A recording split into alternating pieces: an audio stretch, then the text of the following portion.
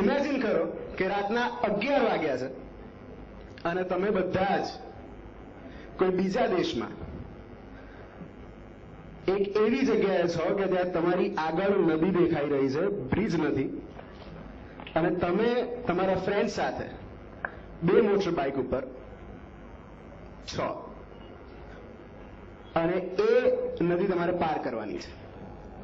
અને એ નદી પાર કરવા માટે કોઈ એક માણસ આવે છે અને કહે છે તમને કે ये पार करना है, मैं आपको करवा दूंगा. એટલે આપણને એવું થાય કે ભાઈ કોઈ મદદ કરવા વાળું મળ્યું. અને પછી જ્યારે તમને એમની હોડીમાં બેસાડે, નદી પાર કરીને તમારા બાઇક સાથે, એટલે બહુ મોટી હોડી હતી જેમાં એ બધું આવી શકે, બાઇક પાર કરીને બીજે છેડે લઈ જાય અને બીજા છેડે ઉતારે અને કહે કે તમે નારાયણ ઘાટમાં આવી ગયા, વેલકમ ટુ માઓઇસ્ટ લેન્ડ. એ માઓવાદીઓને એરિયા હતો ને એ ભાઈ હતા, એ માઓવાદી હતા. અને અમે તો ઇન્ડિયામાં એવું કેમ ગયા હતા કે અમે તો ગ્લોબલ પીસ માટે જઈએ છીએ. જ્યારે ખબર પડી કે ભાઈ માઓવાદી પકડીને ત્યારે પીસ શું અને ગ્લોબલ શું, પોતાની જાત બચાવવા કરતા વધારે સારું કંઈ નથી હોતું.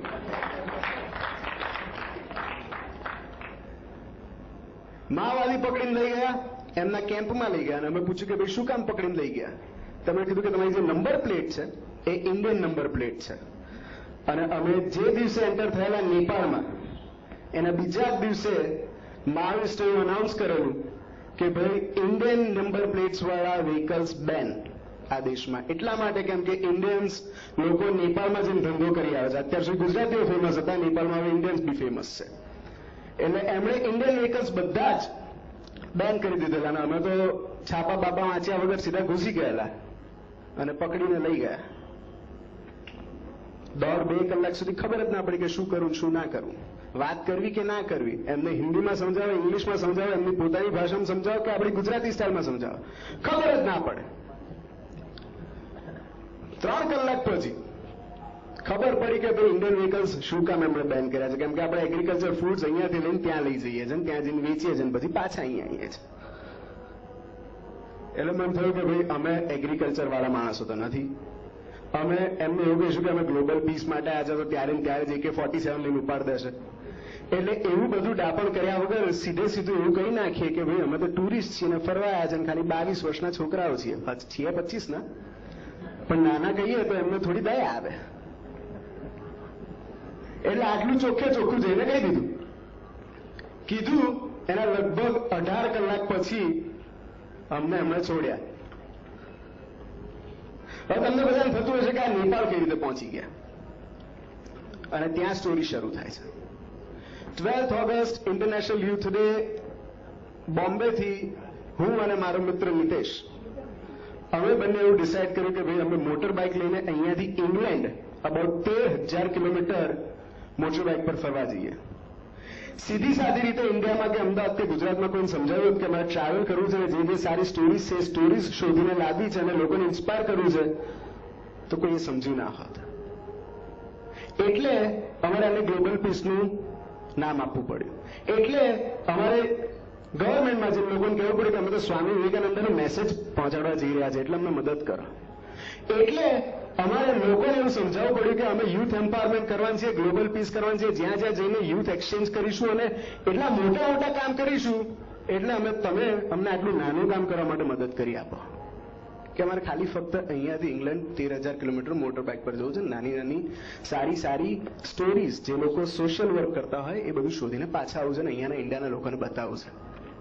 પણ કોઈ ના સમજ્યું. અબાઉટ 9-10 મહિના સુધી પ્રયત્ન કર્યા પછી થયું કે ભાઈ આપણે ગ્લોબલ પીસનું સ્ટીકર મારો અને હેડ મારા રામ. શરૂ કર્યું અને 4 દિવસ પછી બોમ્બેથી શરૂ કર્યું.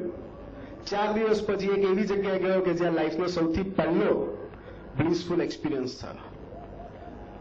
22, 23, 24 વર્ષનો હતો ત્યાં સુધી એવું સમજાવવા મને એવું શીખવાડવામાં આવેલું કે જેવું સામેવાળાને સારું લાગે ને એવું તમારે કરવાનું, પોતાને જેવું સારું લાગે એવું ક્યારેય નહીં કરવાનું.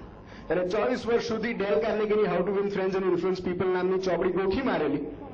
અને એ જ જ્યારે લોકો મળ્યું ત્યારે એવી જ રીતે મોઢા પર સ્માઇલ રાખવાની, હા હેલો વોટ્સઅપ કરવાનું અને સામેવાળાને જેવું સારું લાગે એવું કરવાનું.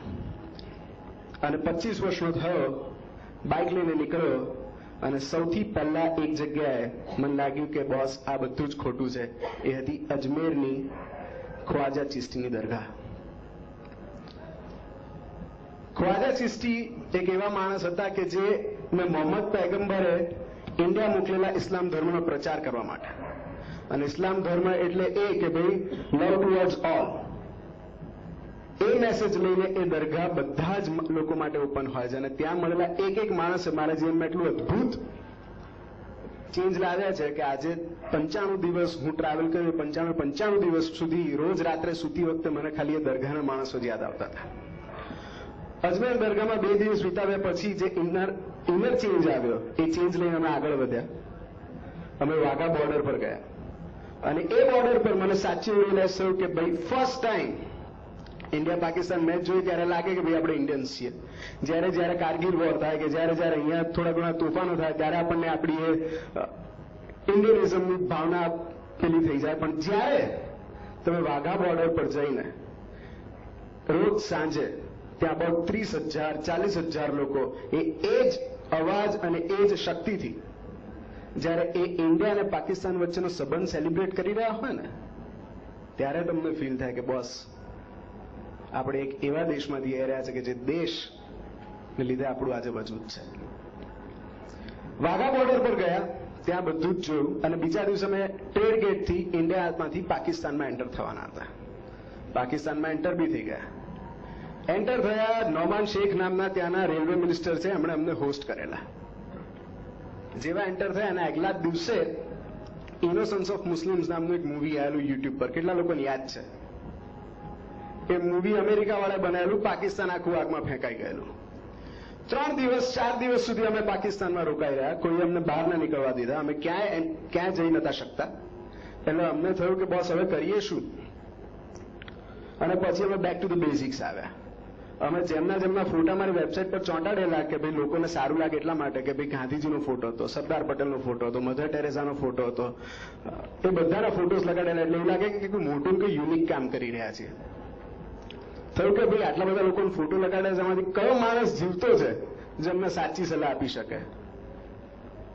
અને અમે દલાઈ લામાજીનો ફોટો બી ભૂલથી ત્યાં લગાડેલો. એટલે થયું કે આ એક જ માણસ જીવતા છે, આમના સિવાય કોઈ અમને સાચી સલાહ આપી ના શકે. અહીંયાથી ઇંગ્લેન્ડ કઈ રીતે જોયું એ ખબર નથી, પાકિસ્તાનથી આગળ વધવા નથી દેતા, તો ચલો પાછા ઇન્ડિયા જતા રહીએ અને ધર્મશાલા જઈને દલાઈ લામાજીને મળીએ અને દલાઈ લામાજી જે કહે છે એ કરશું. હવે દલાઈ લામાજી એવી રીતે કોઈને મળતા નથી અને આ જેટલા ઇન્સિડન્ટ્સ લાઈફમાં થયા બધા સ્પોન્ટેનિયસલી થયા છે. કશું જ તમે 24 વર્ષ 25 વર્ષ શીખ્યા હો પણ એમાંનું કશું જ કામ નથી આવતું જો એ સેકન્ડ તમે યુઝ ના કરી શકો તો.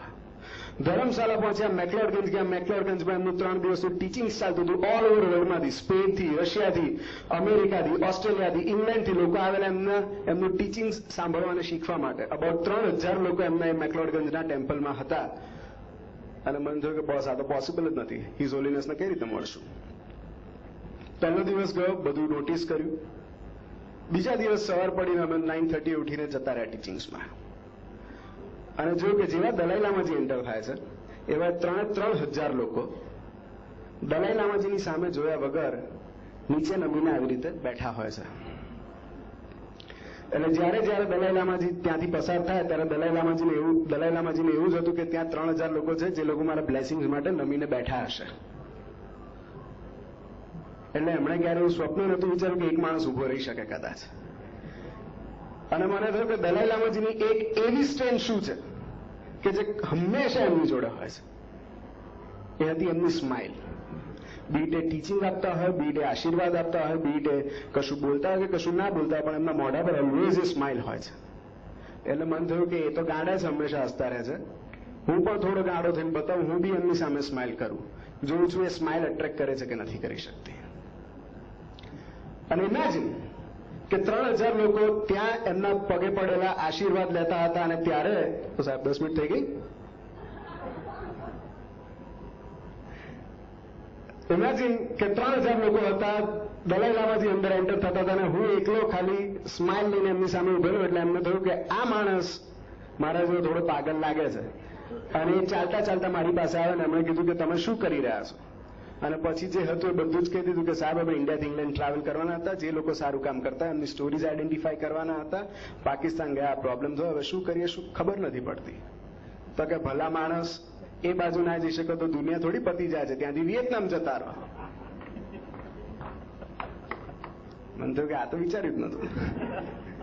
અને પછી ત્યાંથી અમે કીધું કે સાહેબ તમે જે કીધું એ સાચું. ત્યાંથી અમે નેપાળ ગયા, નેપાળમાં માઓઇસ્ટે પકડ્યા. નેપાળમાં અમે લોકોની સ્ટોરીઝ કવર કરી, પણ એક સ્ટોરી અમે અબાઉટ 200 સ્ટોરીઝ કવર કરી છે, એમાં પણ એમાંની અમુક સ્ટોરીઝ હું તમારી સાથે આજે શેર કરવાનું છું. એ માટે લગભગ મારી પાસે ખાલી 5 જ મિનિટ છે. પહેલી સ્ટોરી, 3 બહેનોને મળ્યા. એ 3 બહેનો નેપાલગંજ નામનું ઇન્ડિયા નેપાલ બોર્ડર પર એક ગામ છે, ત્યાં સખી નામની સંસ્થા ચલાવે છે.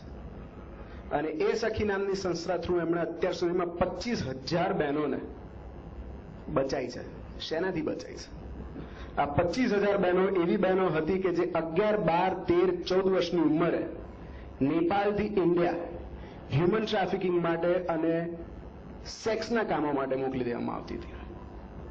એવી 25,000 બહેનોને આ 3 બહેનોએ નેપાલગંજમાં ઇન્ડિયા નેપાલ બોર્ડર પર બચાવે છે. અને હજી સુધી એ કન્ટિન્યુઅસ સપોર્ટ થઈ રહ્યો છે. અને આપણને લોકોને કદાચ ખબર પણ નથી. આપણે અહીંયા કદાચ એક લાઈફ બચાવી દઈએ તો આપણને બ્રેવરી એવોર્ડ્સ મળી જાય. આ એક સ્ટોરી છે. આવી અમે લગભગ 15 સ્ટોરીઝ નેપાળથી કવર કરી છે. નેપાળથી પછી અમે એન્ટર થયા ભૂટાનમાં. જાણે આખી દુનિયા જોઈ હોય પણ ભૂટાન ના જોયું હોય, એના માટે દુનિયા જોઈ નથી એવું લાગે. ભૂટાનમાં અમે એન્ટર થયા, બહુ જ બધા લોકોને મળ્યા. પહેલી સ્ટોરી થઈ તારા ફાઉન્ડેશન કરીને એક ત્યાં ફાઉન્ડેશન વર્ક કરે છે બાળકો માટે. એ તારાના ફાઉન્ડેશનના બેનને મળ્યા અને એમનું 15 મિનિટનું ઇન્ટરવ્યુ લીધું. પછી કીધું કે બેન તમે જે કામ કરો છો અમારે રિયાલિટીમાં જોયું છે. તમે ભલે અહીંયા બધું કહેતા હો પણ રિયાલિટીમાં શું કરો છો અમારે જોયું. તો કીધું કે સારું, કાલે એક નાનું ફંક્શન છે, તમે બધા આવજો અને જોજો અમે શું કરીએ છીએ. તમને થોડું નાનું ફંક્શન હશે, 25-30 છોકરાઓને ભેગા કર્યા હશે ને કે ભણાવતા હશે, કેમ કે અહીંયા તો નાનું ફંક્શન એટલે એવું જ બધું હોય છે. બીજા દિવસે સવારે ગયા એ નાના ફંક્શનમાં અને જેવા એન્ટર થયા એવું ખબર પડી કે ત્યાં પ્રાઇમ મિનિસ્ટર ચીફ ગેસ્ટ હતા. હવે આપણે ત્યાં એક નાના મિનિસ્ટરને બી બોલાવવાનો હોય ને તો 15 દિવસ પહેલા એની PR એક્ટિવિટી શરૂ થઈ જાય. આમના પ્રાઇમ મિનિસ્ટર આવવાના હતા, છતાં આગલા દિવસે કીધેલું કે એક નાનું ફંક્શન છે અને પ્રાઇમ મિનિસ્ટર આવવાના હતા. પ્રાઇમ મિનિસ્ટર આવે એમના સિક્યુરિટીને આ બધા સાથે આપણે જોયા અને આપણે તો ગુજ્જુ એટલે જેવું આમ કંઈ થવાનું હોય તો એ ઓપોર્ચ્યુનિટી મિસ ના કરાય આપણાથી. એટલે પ્રાઇમ મિનિસ્ટર હોય તો ઓપોર્ચ્યુનિટી મિસ થાય જ નહીં. એટલે જે બેન અમને કીધેલું કે નાનું ફંક્શન છે એ બેન પાસે ગયા, બેનને જઈને કીધું કે બેન 30 સેકન્ડ માટે તમારા પ્રધાનમંત્રીને મળવું છે. તો બેને કીધું કે હું ટ્રાય કરીશ. બધું જ ફંક્શન પત્યું, પ્રાઇમ મિનિસ્ટરની સ્પીચ પતી, ત્યાંના જેટલા પણ લોકો ચીફ ગેસ્ટ હતા ચીફ ગેસ્ટના અવોર્ડ્સ અપાયા, સેરેમની થઈ, લગભગ 2-2.5 કલાક જેવું એ ફંક્શન ચાલ્યું. અને 2.5 કલાક પછી એ પ્રાઇમ મિનિસ્ટર એમની ગાડીમાં બેસીને જવાની તૈયારી કરતા હતા અને ગાડીમાં બેસી પણ ગયા. મન થયું કે બોસ ઓપોર્ચ્યુનિટી ગઈ, હેડો પાછા. 3 મિનિટ પછી એ જ પ્રાઇમ મિનિસ્ટર એમની ગાડીમાંથી ઉતરીને આવ્યા અને પેલા બેનને કીધું કે સોરી, પેલા લોકોને મળવાનું હતું ને 30 સેકન્ડ માટે, એ લોકો ક્યાં છે? ભૂટાનમાં એ પ્રાઇમ મિનિસ્ટર હોય કે સિક્યુરિટી ગાર્ડ, એ કોઈ ઓર્ગેનાઇઝેશનના પ્રેસિડેન્ટ હોય કે પછી peon, every single person respect every single human who is living there. 30 second માટે પ્રધાનમંત્રી પાછા આવે છે અને અમને કીધું કે બોલો શું કામ હતું. મેં કીધું કે સાહેબ હેપીનેસ એવું સમજાવો ને. તમે કહો છો GNH, growth national happiness. Happiness એટલે શું? તો કીધું કે ભાઈ મને 30-60 વર્ષથી આજે સુધી નથી સમજાવ. 30 સેકન્ડમાં કઈ રીતે સમજાવું? પણ 30 સેકન્ડમાં એમણે એમની રીતે જે ભાષામાં સમજાવ્યું છે એનો પણ અમે ઇન્ટરવ્યુ લીધો છે. ભૂટાનથી પછી અમે બર્મા ક્રોસ કરીને થાઈલેન્ડ ગયા. થાઈલેન્ડથી લાવથી કંબોડિયા અને કંબોડિયાથી વિયેતનામ. એક છેલ્લી સ્ટોરી જે મારે તમારી સાથે શેર કરવી છે, કેમ કે ક્યારનું બેલ વાગી રહ્યો છે. એ સ્ટોરી એ છે કે કંબોડિયામાં, લાઓથી તમે કંબોડિયા જાઓ ત્યાં સેકન્ડ લોંગેસ્ટ રિવર આવે છે મેકોંગ નામની, અને મેકોંગ નામની રિવરની વચમાં એક 4000 આઇલેન્ડ નામની જગ્યા છે જ્યાં 4000 નાના નાના આઇલેન્ડ ભેગા થયેલા છે. એ 4000 આઇલેન્ડ્સમાંનો એક આઇલેન્ડ પર લાઓ, કંબોડિયા અને વિયેતનામના જેટલા પણ પ્રિઝનર્સ હોય, બધા પ્રિઝનર જેમને આજીવન કેદની સજા મળી હોય એ લોકોને ત્યાં એ લોકો રાખી રહ્યા છે. અને અમારે ત્યાં જવું હતું. એટલા માટે જવું હતું કેમ કે એક મિત સામલાન નામનું ઓર્ગેનાઇઝેશન છે ત્યાં.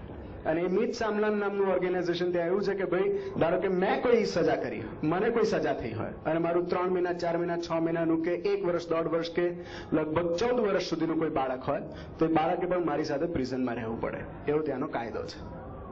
અને મિત સામલાન નામના ઓર્ગેનાઇઝેશનનો જે માણસ હતો એને એવો વિચાર આવ્યો કે ભાઈ પપ્પાએ કંઈ પેલું કર્યું હોય કે મમ્મીએ કંઈ કાળા કામો કર્યા હોય તો એની સજા છોકરાઓને કેમ થાય. અને આ એક થોટ કદાચ આપણે બધા આપણી લાઈફમાં એટલા બધા બિઝી હોઈએ છે કે ભાઈ કેદીઓ શું કરે છે એ પણ આપણને કદાચ વિચાર નથી આવતો. આ તો કેદીઓના છોકરાઓ શું કરતા હશે એ થોટ પ્રોસેસથી એને ઓર્ગેનાઇઝેશન ચાલુ કર્યું. અને અત્યાર સુધીમાં લગભગ 12 લાખ છોકરાઓ છેલ્લા 25 વર્ષમાં 12 લાખ છોકરાઓને એણે જે લોકો પ્રિઝનમાં ગયા હોય એમને બહાર કાઢીને એમને એજ્યુકેશન, ન્યુટ્રિશન અને આગળ શું કરી શકે એના માટે સ્કિલ ડેવલપમેન્ટના કોર્સીસ ચલાવી રહ્યો છે. 4000 આઇલેન્ડ નામની જગ્યા છે નદીઓની વચ્ચે જ્યાં કોઈ માણસ જઈ નથી શકતું, અને ત્યાં જઈને અમને એમની સ્ટોરી કવર કરી. સૌથી પહેલા જ્યારે હું અહીંયા એન્ટર થયો લગભગ 1.5-2 કલાકથી અહીંયા આવ્યો છું અને બહુ જ બધી 3-4 સ્પીચીસ સાંભળી અને તમને બધાને જોયા ત્યારે એક અટલ બિહારી વાજપેયી જે આપણા પ્રધાનમંત્રી થતા હતા એમનું એક શેર યાદ આવી જાય છે જે નરેન્દ્ર મોદી આજકાલ બહુ જ યુઝ કરી રહ્યા છે કે माना कि अंधेरा घना है, माना कि अंधेरा घना है पर यारो दिया जलाना कहां मना है. એટલે આપણે બધા જ જે લોકો અહીંયા બેઠેલા છીએ આપણે બધાની પાસે એ સ્ટ્રેન્થ અને ઓપોર્ચ્યુનિટી છે કે આપણે દીવો જલાવી શકીએ. ચલો બધા ભેગા થઈને દીવો જલાવીએ. Thank you so much.